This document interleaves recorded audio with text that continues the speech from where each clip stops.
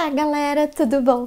Sejam muito bem-vindos, bem-vindas, bem-vindes, bem-vindes ao TQA, Treino de Questões Abertas do Colégio Classe A. Eu sou a professora Pri e eu vou fazer 3 questõezinhas de química, 3 questõezinhas complexas. Muito bem, vamos à primeira. Unifesp, considere as seguintes características de um suco de limão fresco. Fresco.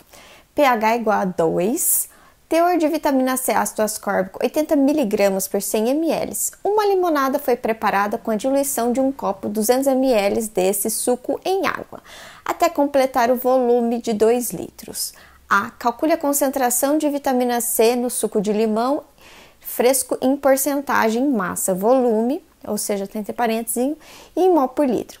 B. Calcule a concentração de íons H+, no suco de limão fresco. Determine o pH da limonada preparada com esse suco. Muito bem. Então, a gente tem 3 coisas. Temos dados. Aí, na questão A, ele pede 2 coisas, que ele quer porcentagem em massa, ou seja, concentração, e mol por litro também, concentração, 2 concentrações. E na B, ele quer a concentração de íons H+, no suco, e depois ele quer saber o pH da limonada. Muito bem. Então, vamos retirar os dados. Quais são as informações que a gente tem? Ele deu pH igual a 2. Ele falou também assim, teor de vitamina C no ácido ascórbico. Então, teor de vitamina C.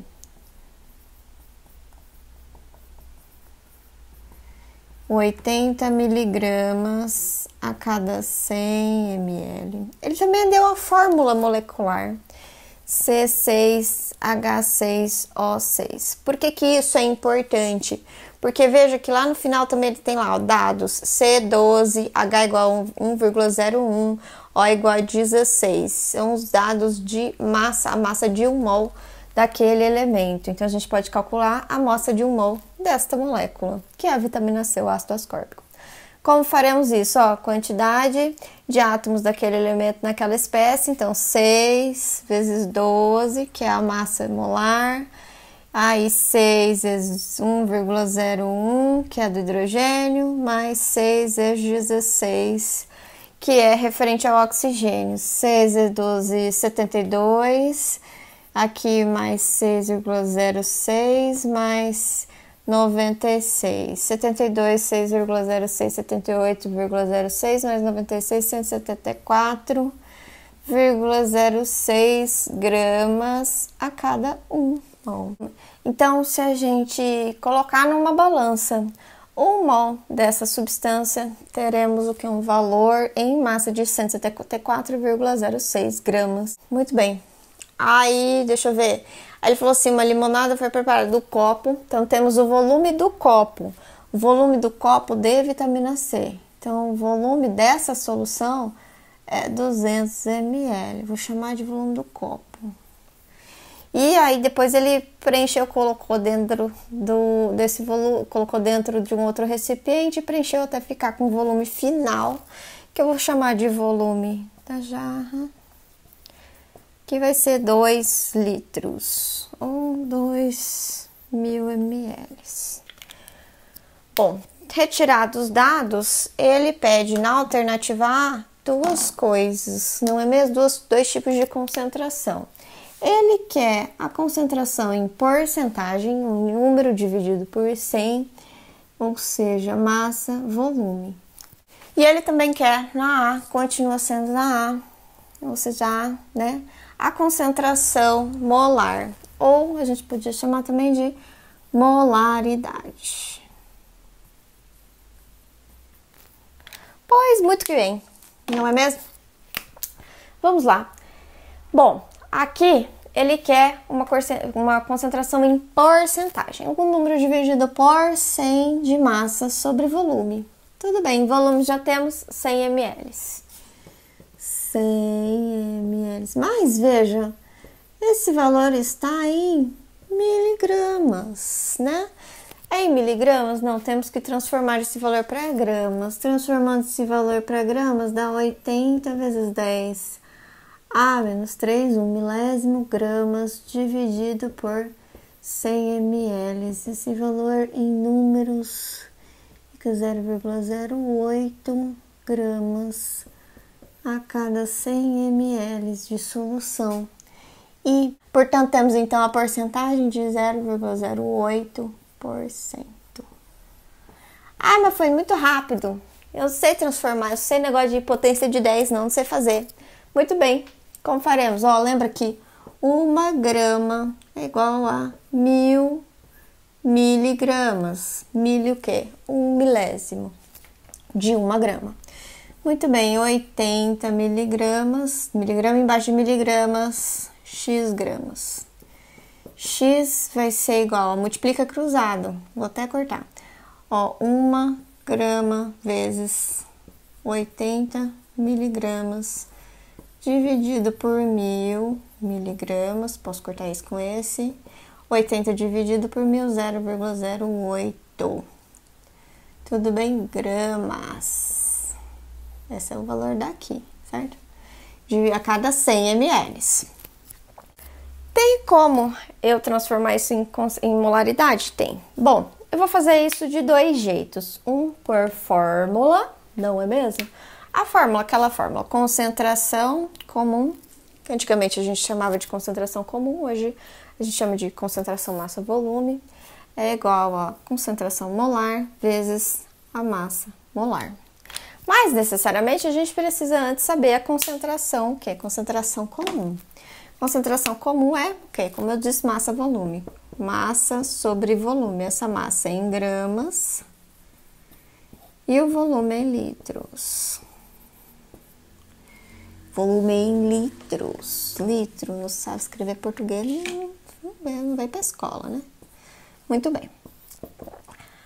Aí, aqui temos quanto? 0,08. 0,08 gramas. Cada com a K de quê? Quanto é CML 1 litro? CML para litro. Então, é 0,1 litro.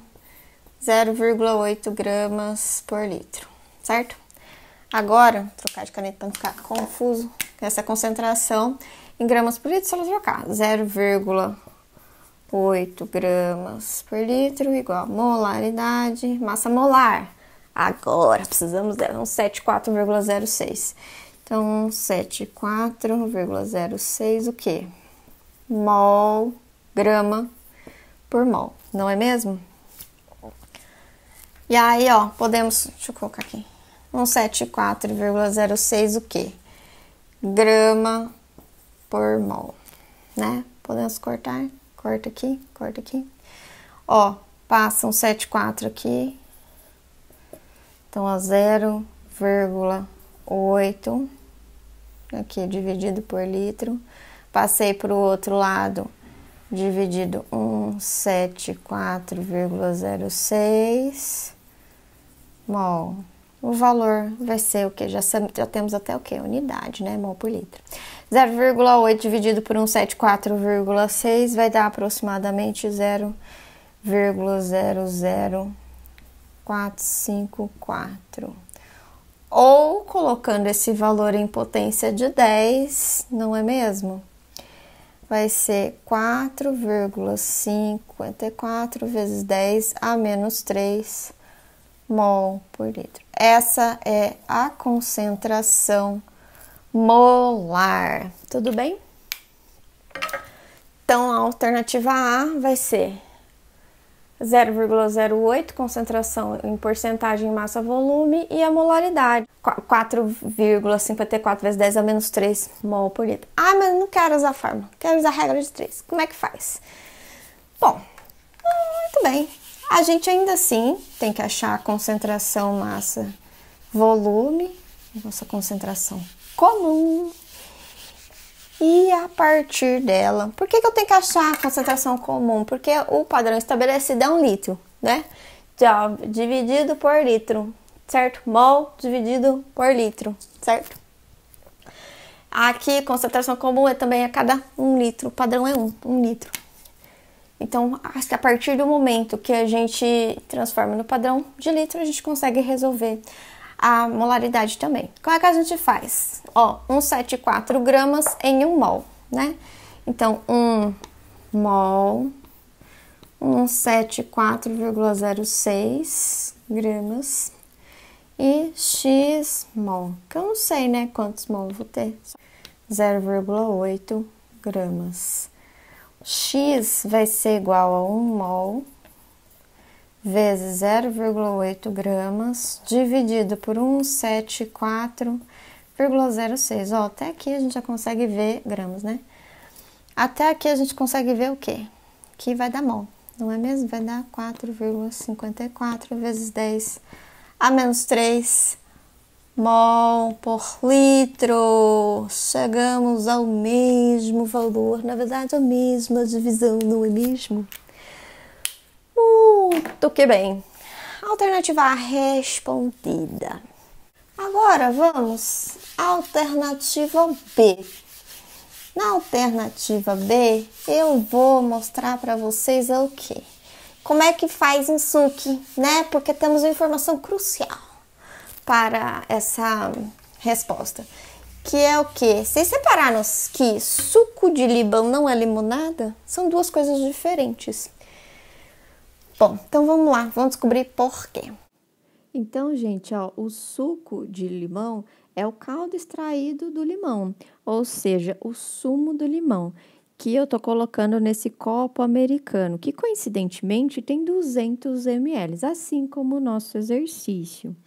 E aí, eu vou pegar esses 200 ml contidos nesse copo americano e vou inserir na jarra e completar com a água e colocar açúcar.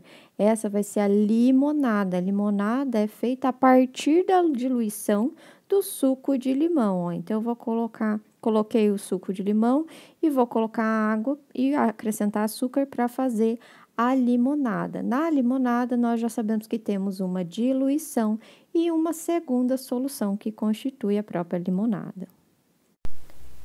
Muito bem. Agora vamos à alternativa B, que ele pede calcule a concentração de íons H+ no suco de limão fresco, ou seja, o sumo de limão, que está dentro do copo de 200 ml. E determine o pH da limonada, ou seja, limonada é o que está na jarra que a gente bebe, não é mesmo? Preparada com esse suco. Então, o que a gente vai fazer agora? Como é que a gente sabe a concentração de íons H+? Bom, pelo pH. O pH igual a 2 é igual ao do sumo. Muito bem. Então, a primeira parte da A é concentração de H+. A gente representa isso, as concentrações, quando tem, ou seja, em mol por litro, quando a gente coloca entre chaves, tudo bem? Aí, a partir do pH, o pH, quem se lembra o que é pH? O que é pH? O pH é igual ao menos log da concentração de H+. Se o pH é igual a 2, a concentração de H+ será 10 elevado a menos 2. Ponto, certo? Então, o que é 10 elevado? Concentração em mol por litro. Portanto, lembra que eu te disse agora, a hora que eu estava fazendo o suco, que nós temos diluição. A fórmula da diluição, como podemos relembrar, era M1V1, molaridade de uma solução 1, volume de uma solução 1, molaridade final, que é o que ele quer saber no segundo item, que é a segunda coisa que ele quer saber, determine o pH da limonada preparada com esse suco, ou seja, eu preciso saber molaridade e concentração de H+ em uma solução final que foi diluída, que temos o que? V2. Bom, volume 1 é os 200 ml do copo, né? 200 ml do copo. Molaridade, concentração molar, vai ser 10 a menos 2. Volume final vai ser o da jarra. Lembra que ele completou até 2 litros? Isto é, 2.000 ml. Então, volume 2.000 ml. Vamos trocar esses valores. Molaridade 1, 10 elevado a menos 2 vezes 200 ml. Estou colocando tudo em ml. Tem problema? Por que eu não transformo para litro? Podemos ser, desde que os volumes estejam na mesma unidade, vai dar tudo certo, que a proporção é a mesma. Muito bem, molaridade final, que é o que eu quero saber, não é a concentração molar do H+, na limonada. Dormiu. 2000 ml, ótimo. Isso aqui, ó, 10 elevado a menos 2 vezes 200 vai dar 2 dividido por 2000 igual a molaridade final. 2 dividido por 2000 vai dar 1 vezes 10 a menos 3. A concentração de íons H+ na jarra, portanto, a concentração de íons vai ser 10 elevado a menos 3, é a concentração de H+. Tudo bem? Concentração de H+. Como o pH é o menos log da concentração de H+, então vai ser o menos log de 10 elevado a menos 3. pH da jarra é 3. pH de quem? Limonada. Limonada. A gente toma um negócio com pH 2, a gente toma tóxico pior, aquele refrigerante de cola, né? E aqui, ó, concentração de H+ do sumo do limão.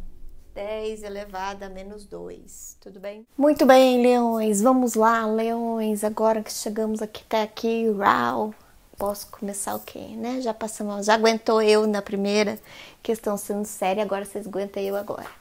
Aqui, ó, 2, Fulvestre. O tricloreto de nitrogênio, NCl3 ou tricloroamina é um composto de aparência oleosa, muito perigoso quando puro, pois se decompõe explosivamente e explode, formando N2 e Cl2. Ele era utilizado até a sua proibição. Por que será que foi proibido, né? Na década de 1940 para o branqueamento de farinhas comerciais. Olha só, então o povo estava lá fazendo farinha, que bum, explodia, não é mesmo? Teve até um químico, Pierre-Louis, eu acho que é assim que fala, não sei falar francês, né? Pierre-Louis Dulong, que perdeu dedinhos da mão e olhos, muito louco, um olho. E até Humphrey Davy teve problemas no olho por causa que estava manuseando tricloreto de nitrogênio. Aí ele falou assim, usado no processo de branqueamento de farinhas comerciais, no chamado processo AGEN.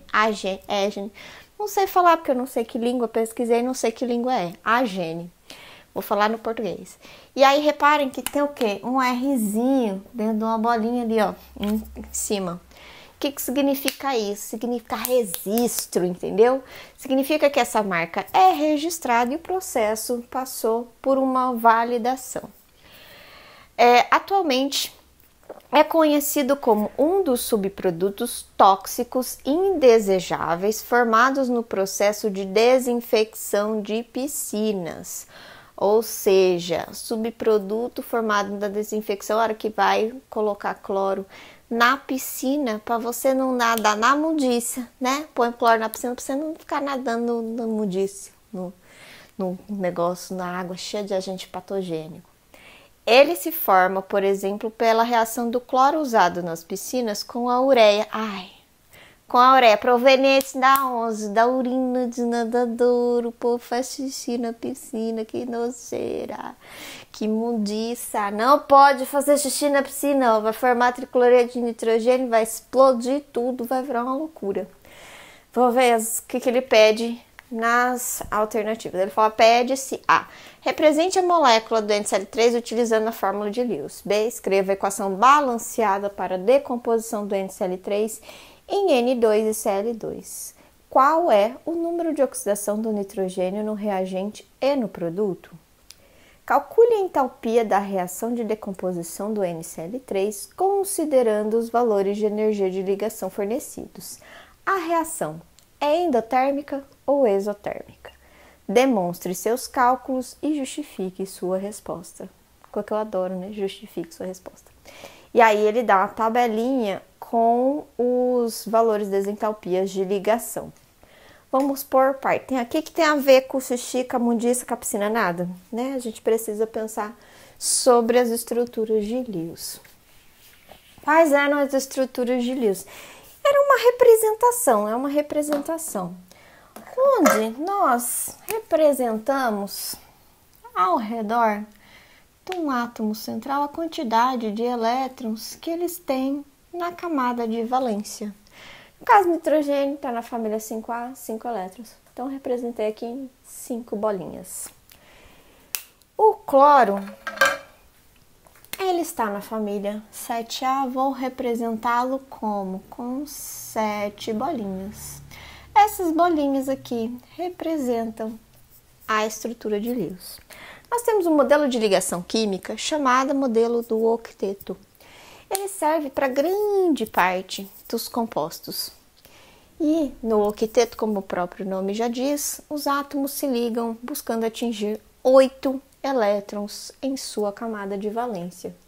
E nessas representações, a cada par de elétrons forma-se uma ligação química, certo? Nas representações de Lewis. No caso, assim, desenhei um Cl, né? Temos 3 Cls. Muito bem. Vou colocar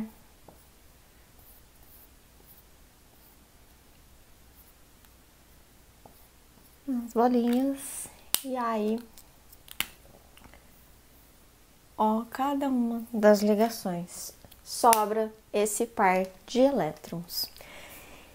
Bom, estruturalmente, como é que fica essa espécie? Lembra, ó, esse é o modelo aqui na minha mão. Eu estou com um modelo que a gente chama de pau e bola, né? A gente tem aqui, ó, bolinhas e a gente tem bastõezinhos, tudo bem? Então, bastões. Aqui no centro, representando o nitrogênio, estou segurando ele pelo par de elétrons não compartilhados e aqui todos os bastõezinhos indicam pares de elétrons compartilhados. Então, representei a estrutura utilizando a fórmula de Lewis e, vamos lá, nitrogênio, ele vai ter 8 elétrons, vai seguir o modelo do octeto, então, ó, tem 2, 4, 6, 8. Eu conto para o nitrogênio todos os elétrons envolvidos nas ligações químicas. Para o cloro, 2, 4, 6, 8. Assim como todos os cloros são iguais, estão ligados ao nitrogênio, os dois atingiram a estabilidade com o octeto. Vamos à alternativa B. Ele fala assim: escreva a equação balanceada para a decomposição do NCl3 em N2Cl2. É a primeira coisa que ele quer. Qual é o número de oxidação do nitrogênio no reagente, no produto? Ah, meu Deus! E agora? Seguinte. Vamos por partes. Primeiro, equação balanceada. A primeira parte, que é a equação que indica reagentes, substâncias que temos no início e produtos. São as substâncias formadas no final. Toda decomposição vai formar substâncias mais simples do que os reagentes. Nem sempre a substância é uma substância simples, mas uma substância menos complexa. Nesse caso, são substâncias simples. Então, NCl3 se decompõe em N2EH2. Ótimo! Segundo passo, balanceamento. Bom, esses valores aqui são chamados índices e indicam a quantidade de átomos daquelas moléculas que formam substâncias. Muito bem. Quando não tem nenhum valor, a gente assume-se um valor igual a 1. Como faremos? Então, ó, vamos lá. Nitrogênio, desse lado nós temos 1. E cloro, 3. Aqui, nitrogênio igual a 2. Não está balanceado, não é mesmo? A quantidade não confere. Hidrogênio igual a 2. Bom, vou começar pelo nitrogênio. Então, nós mudamos os coeficientes estequiométricos. Então, vou colocar 2 aqui, certo? 1 vezes 2 igual a 2. Muito bem.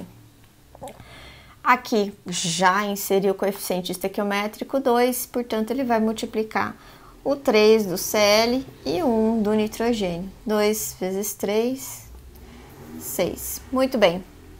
Nesse caso aqui, que número multiplicado por 2 que dá 2? 1, certo? Muito bem. E aqui, que número multiplicado por 2 que dá 6? 3. Muito bem. Confere todos os elementos. Tudo certo. Balanceamento tranquilo. Bom, a segunda parte que ele quer é o número de oxidação do nitrogênio no reagente e no produto. Seguinte, vou apagar aqui. A segunda parte da questão, ele pede qual é o número de oxidação NOx do nitrogênio no reagente e no produto. Muito bem. Bom, reconhecer a C, nitrogênio é o N, né? Isso é fácil. Se eu sei fazer, meu Deus, reconheci NCl3 e N2. Ponto importante. NOx de substância simples no estado padrão é igual a 0. NOx igual a 0. NOx do N2 é 0. E do NCl3. Então, ó, a gente faz aquela tabelinha onde eu vou estipular que nessa primeira linha eu vou ter o NOx individual. NOx de um átomo apenas nessa espécie.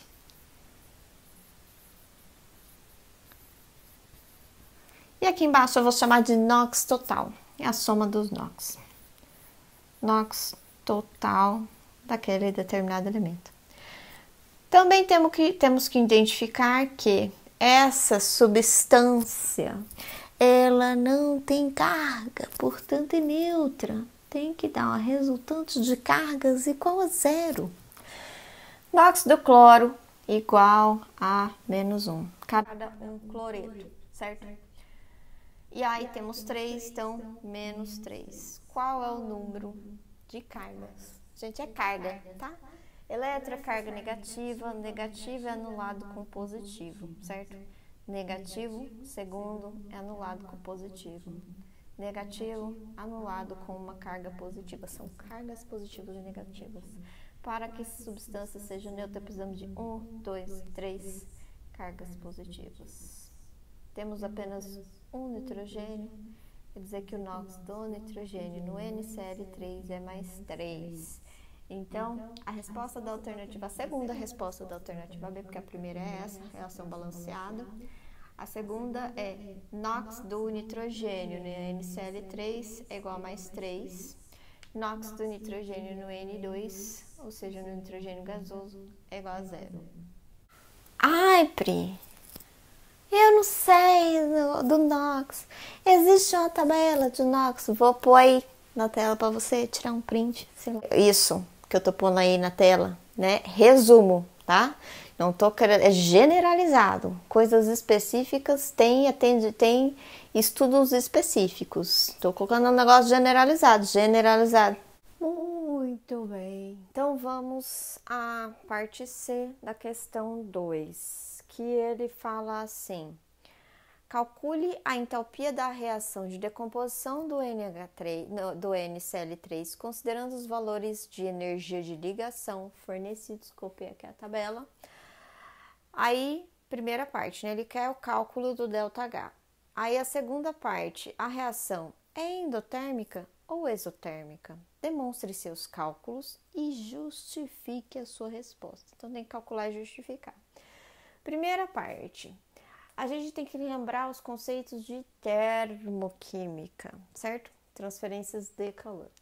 A entalpia, ela é igual à energia interna de um determinado sistema mais pressão vezes o volume.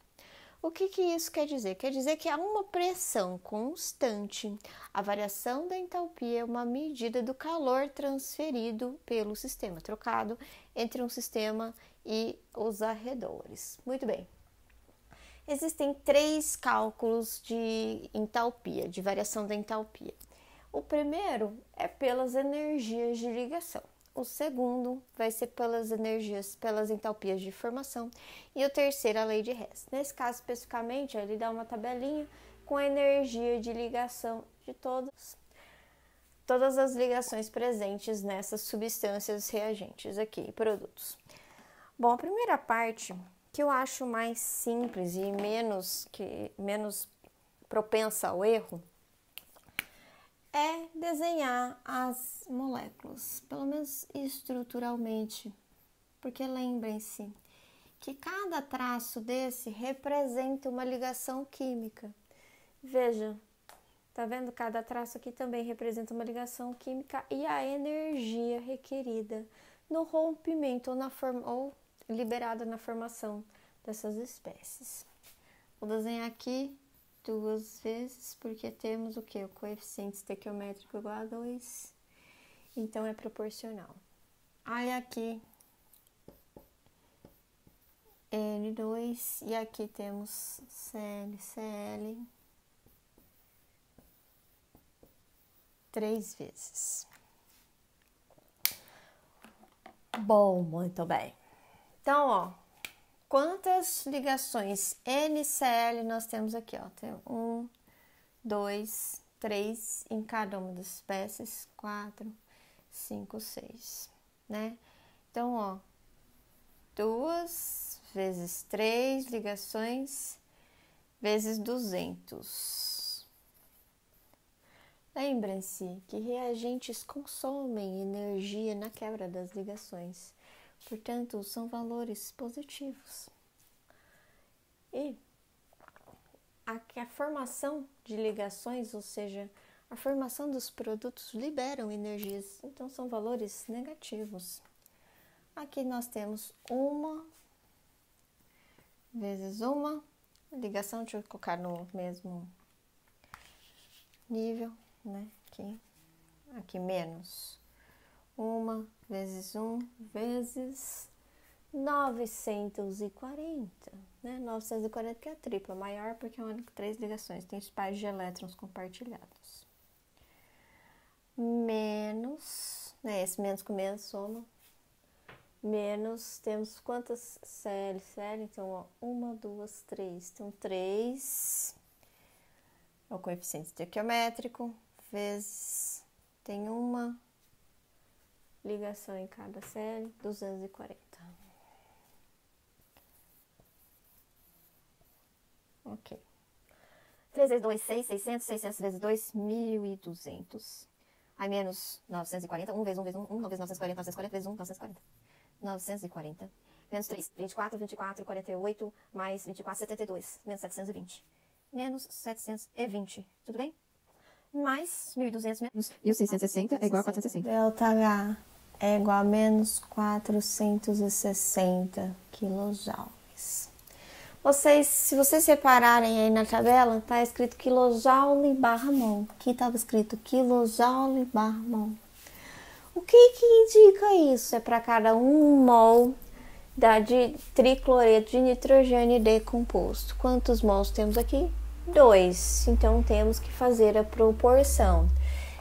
460 quilojoules são para 2 mols. 2 mols. 1 mol é X. Precisava da regra de Três? Não precisava, né? Só dividir por 2. Mas fiz a regra de 3 caso, né, tiver uma coisa mais complexa. Tudo bem? Então, o ΔH é igual a menos 230 quilojoules por mol. Então, demonstre os seus cálculos. Estou justificando e demonstrando os meus cálculos na C. Outra coisa que eu queria deixar bem claro, que entalpia é uma medida da variação de troca energética na forma de calor entre os sistemas. No entanto, calor é energia em transição. Eu sei disso. Isso é uma variação de entalpia, ou seja, entalpia é função de estado, tá? Função de estado, depende do que temos no início e do que temos no fim. A segunda parte é a reação. É endotérmica ou exotérmica?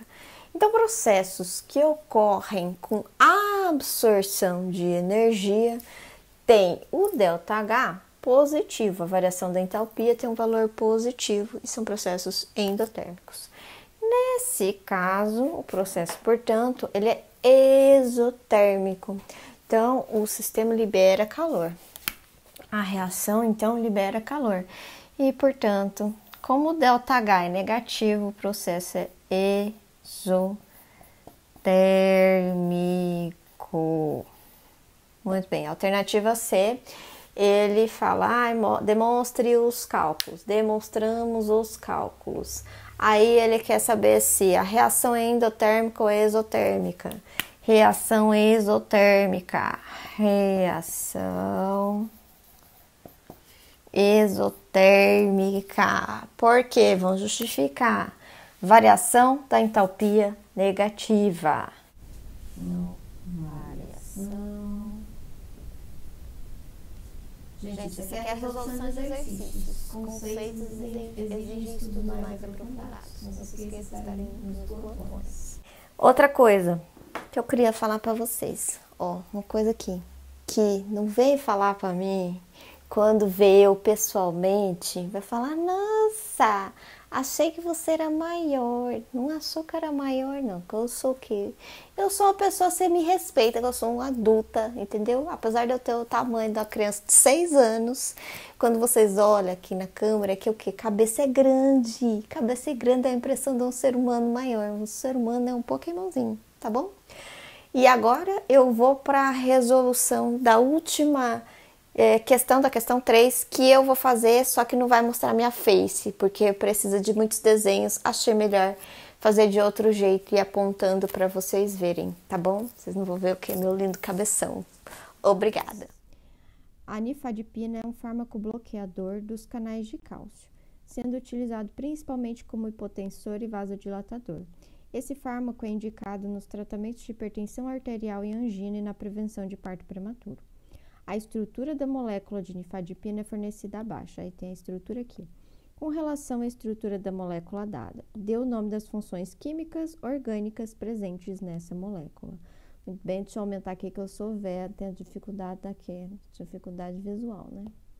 Muito bem. Quais são as funções orgânicas? Aqui, primeiramente, nós temos um nitrocomposto. Nitrocomposto. Que é o quê? Carbono ligado a NO2. Nessas duas partes aqui que eu estou circulando em azul, nós temos ésteres. Então, éster, carbonila ligado a oxigênio entre carbonos.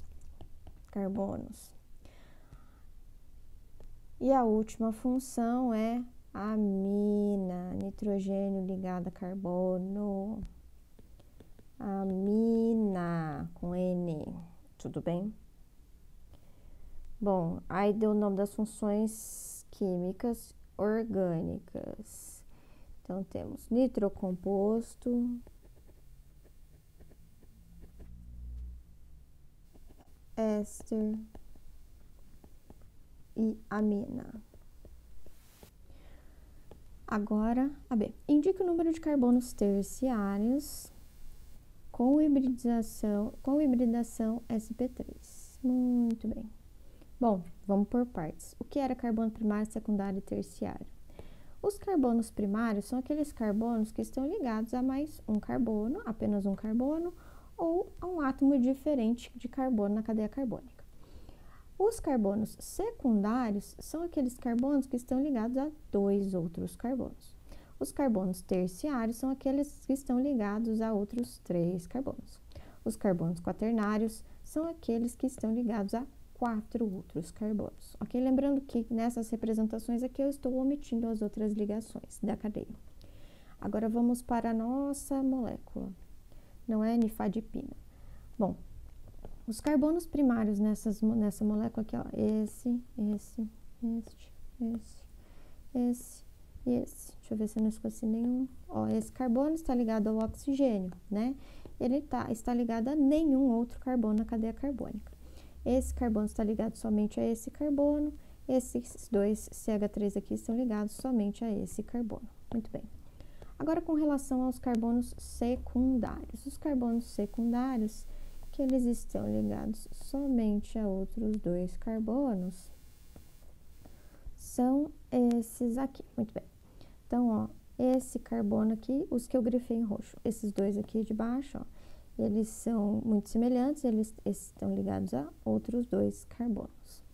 Esses aqui do anel benzênico superior aqui, ó, eles estão ligados a outros 2 carbonos. Então, todos eles. Muito bem? E deixa eu ver a cor rosa. E por último, carbonos terciários. Temos esses carbonos terciários aqui. Então, esse carbono, ele é terciário porque está ligado a 1, 2, 3 carbonos. Ó, isso é uma ligação. Então, 3 carbonos. E esse também, ó, é 1, 2, 3 carbonos. Assim como esse, ó, está ligado a 1, 2, 3 carbonos. E esse daqui está ligado a 1, 2, 3 carbonos. Muito bem. Para facilitar, eu vou apagar esses outros carbonos e deixar somente os terciários para a gente falar sobre a hibridação. De modo generalizado, os carbonos que têm as 4 ligações simples, eles têm hibridação do tipo sp3.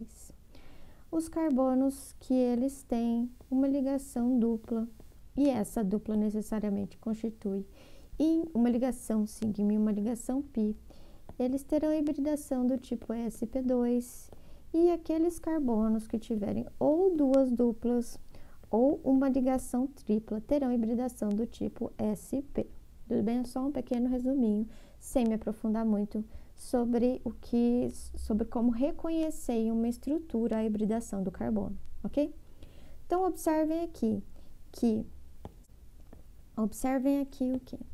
Que, ó, todos esses 3 carbonos aqui que eu estou circulando em vermelho, eles têm ligação dupla. Se eles têm ligação dupla, a hibridação é necessariamente do tipo sp2. Como a questão pede a hibridação do tipo sp3, então o único carbono que ele é terciário e possui hibridação sp3, ou seja, todas as ligações simples, é somente esse daqui. Então, temos 3 ligações com carbonos e um hidrogênio que está omitido aqui nessa representação. Muito bem? Então, temos apenas um número de carbonos terciário com hibridação sp3. Apenas um. C. Dê o número de ligações pi existentes. Bom, eu não vou me aprofundar muito nesse assunto, eu vou só explicar para vocês como reconhecerem uma fórmula estrutural. Se vocês quiserem um aprofundamento sobre ligações pi, ligações sigmas, vocês podem me procurar no plantão, que a gente reconhece em uma estrutura orgânica, né? Então, todas as vezes que tiver um carbono com uma ligação dupla, nós temos necessariamente nessa ligação, uma dessas ligações é do tipo sigma e uma das outras ligações é do tipo pi. Se temos um carbono com ligação tripla, necessariamente uma dessas ligações é do tipo sigma, as outras 2 ligações serão do tipo pi, ok? Então, vamos aqui nessa espécie orgânica contar a quantidade de ligações do tipo pi. Ó, uma ligação pi porque tem uma dupla, 2, 3, 4, 5, 6, 7 e prestem atenção, o NO2. Na verdade, como a gente representa, tem um nitrogênio ligado ao oxigênio com uma dupla.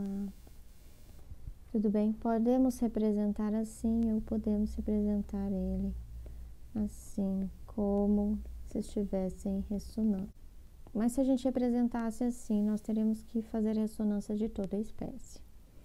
Então, portanto, temos outra ligação deslocalizada aqui. Portanto, temos 8, não é mesmo? Só para ter certeza, 1, 2, 3, 4, 5, 6, 7, 8 ligações do tipo π. Número de ligações π existentes, 8 ligações π.